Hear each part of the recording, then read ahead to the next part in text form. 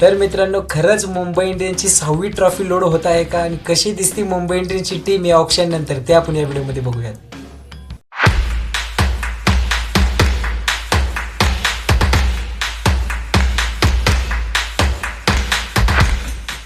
तर मित्रांनो, 2026चं IPLचं mini option झालेलं आहे आणि त्याच्यामध्ये मुंबई इंडियन्सने एकदम जबरदस्त काम केले. ऑलरेडी ऑप्शनच्या आधीच टीम एकदम जबरदस्त होती, पण ऑप्शनमध्ये अजून टीम चांगली केलेली. 2.75 करोडचा पर्स होता मित्रांनो मुंबई इंडियन्सकडे. त्याच्यामधले 55 लाख शिल्लक राहिलेले आहेत मित्रांनो. सगळे प्लेयर बेस्ट प्राईजवर भेटलेले आहेत. अनकॅप प्लेयर होते मित्रांनो, 4 अनकॅप प्लेयर घेतले. एकूण 5 प्लेयर त्यांनी बाय केलेत ऑप्शनमध्ये. त्याच्यामध्ये 4 प्लेयर अनकॅप होते आणि एक कॅप प्लेयर घेतला आहे, क्विंटन डिकॉक मित्रांनो. 1 करोडच्या बेस्ट प्राईजवर घेतलेला आहे. सो एकदम जबरदस्त स्टील डील होती ही मुंबई इंडियन्सकडून. एकदम जबरदस्त त्यांनी घेतलेलं आहे. आणि काय करत होते काय माहिती बाकीचे फ्रँचाईज. क्विंटन डिकॉकला त्यांनी जाऊन दिलेले 1 करोडच्या बेस्ट प्राईजवर. कुणीच त्याला बोली लावली नाही. ठीक आहे, जास्त ऑप्शनमध्ये बघितलं असेल तर तुम्ही, जास्त करून विकेट किपर्स अनसोल्ड गेले. डेव्हन कॉन्वे असेल, अनसोल्ड गेलेले काही विकेट किपर्स होते. रहमानुल्लाह गुरबाज असेल. सो मोठे मोठे प्लेयर होते जे अनसोल्ड गेले ओव्हरसीज मध्ये. बट स्टील क्विंटन डिकॉक एक जबरदस्त स्टील बाय होतं मुंबई इंडियन्ससाठी. तर त्याला घेतले मित्रांनो 1 करोडच्या बेस्ट प्राईजवर. त्यानंतर मयंक राऊत घेतलेला आहे 30 लॅक्समध्ये, अनकॅप प्लेयर आहे. त्यानंतर अथर्व अनकोलेकर घेतलेले 30 लाखाला. त्यानंतर मोहम्मद इजहार घेतलेला आहे 30 लाखाला आणि दानिश मालेवर. सो हे 5 प्लेयर त्यांनी घेतलेले. 4 प्लेयर अनकॅप आहेत. जास्त काय करायची गरज नव्हती. त्यात ऑप्शनमध्ये बघितलं असेल तर एक बेड त्यांनी कॅमरॉन ग्रीनला सुद्धा लावलेली होती. ओके, ते जरा फनी पार्टमध्ये होतं. बट माहिती होतं त्यांना की त्यांना भेटणार नाही कॅमरॉन ग्रीन. सो त्यांनी असंच बीड केलेलं असेल कॅमरॉन ग्रीनला. सो जबरदस्त एकदम ऑप्शन त्यांच्यासाठी एकदम जबरदस्त होतं. काय करायची गरज नव्हती. क्विंटन डिकॉक त्यांना जो पाहिजे होता ते सुद्धा बेस्ट प्राईजमध्ये घेतला. 2.75 करोडची पर्स असताना सुद्धा क्विंटन डिकॉक त्यांना भेटला. एकदम जबरदस्त फिनॉमिनल ऑप्शन होतं मुंबई इंडियन्ससाठी. त्याच्या आधी जरी तुम्ही बघितलं असेल ऑप्शनच्या आधी ट्रेड जे केले, शेरफन रुदरफोर्ड असू द्या गुजरात टायटन्सकडून, किंवा शार्दुल ठाकूर असू द्या लखनौकडून, एकदम जबरदस्त ट्रेड होते सर. पूर्ण टीम सेटल आहे. तुम्ही जर स्क्वॉड बघितला आता मुंबई इंडियन्सचा 2026च्या IPLसाठी, तर बॅटिंगमध्ये तुम्ही बघितलं तर रोहित शर्मा आहे, तिथं सूर्य आहे, रॉबिन मिन्स आहे. रॉबिन मिन्स हा विकेट किपर आहे मित्रांनो. महागत त्याला घेतलेले त्यांनी ह्या ऑप्शनमध्ये रिलीजसुद्धा केलेलं नाही. सो डेफिनेटली त्यांना काहीतरी दिसलं असणार. एक पॉवर हिटर म्हणून त्याची ओळख जास्त आहे. सो अजून दिसलेलं नाही. 2 मॅच त्याला चान्स दिलेला होता, बट जास्त परफॉर्म करू शकला नाही. पण डेफिनेटली त्याला स्क्वॉडमध्ये ठेवलेलं आहे. त्यानंतर तुम्ही बघितलं असेल शेरफन रुदरफोर्डला घेतलेलं आहे मित्रांनो, ट्रेड केलेले. रायन रिकल्टन त्यांच्याकडे ॲज अ ओपनर आहे. क्विंटन डिकॉक पण एक बॅकअप म्हणून ओपनर असणारे. मला वाटतं रायन रिकल्टन बॅकअपचं काम करू शकतो, कारण डेफिनेटली क्विंटन डिकॉक जर त्यांच्याकडे तर डेफिनेटली तो प्लेइंग 11मध्ये खेळताना दिसणार आहे तुम्हाला. त्यानंतर दानिश मालेवर आहे आणि तिलक वर्मा आहे मित्रांनो. एकदम जबरदस्त बॅटिंग आहे.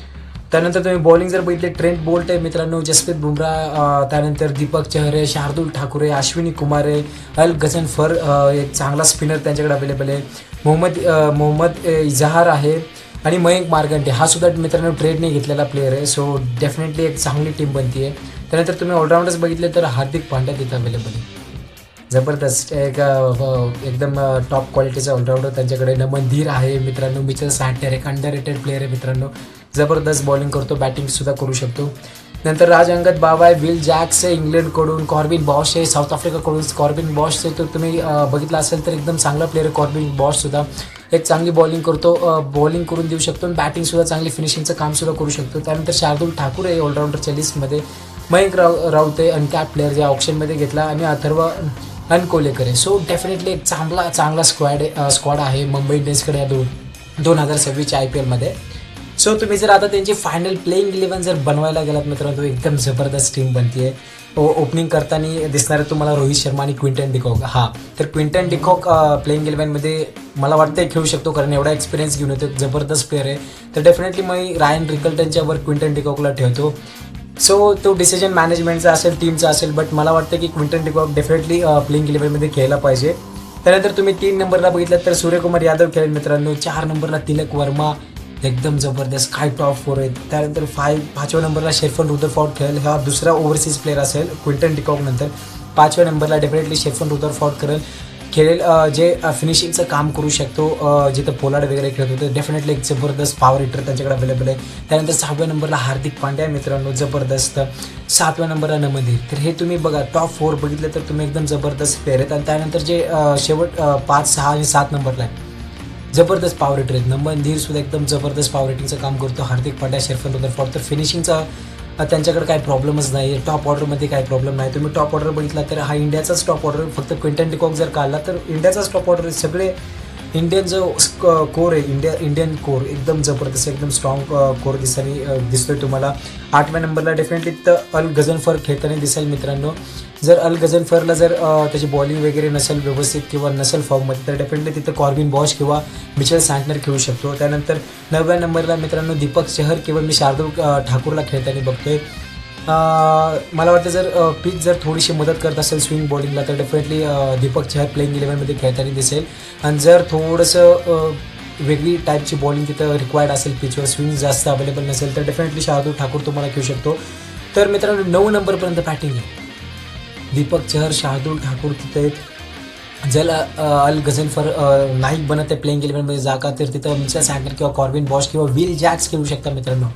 तर ऑप्शन बघितले का, हे विल जॅक्स एकदम प्राईम प्लेअर आहेत, जे कोणत्याही IPLच्या टीममध्ये प्लेइंग 11मध्ये येऊ शकतात. हे यांच्याकडे ऑप्शन आहेत, म्हणजे एकदम जबरदस्त टीम बनते मित्रांनो. त्यानंतर 10व्या आणि 11व्या नंबरला ट्रेंट बोल्ट, जसप्रीत बुमराह.